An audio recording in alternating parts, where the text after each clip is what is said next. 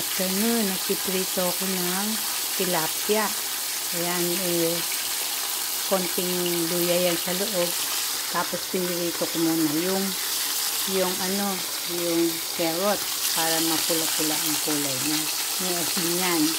Pagpapahid ko ng asin yan, pinong asin. Saka ginagamitan ko ng kamay para the fine salt is distributed evenly also out the entire fish, including the inside. So the amount of salt in here is exact. This one I cook ginataan.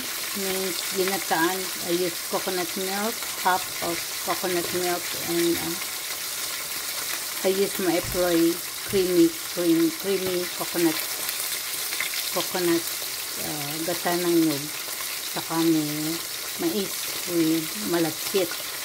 Kaya magkakaiba ang luto ng malagkit sa pakulaan yung mais o yung tan, pwede rin with sugar. Ito naman, paksiw na tilapia, may siling haba, talong, konting ampalaya, with coconut milk, fish sauce, konting asin, saka magic sarap. Kailangan titikman kasi yung exact taste niya, sakto ang alat, sakto ang lasa, masarap.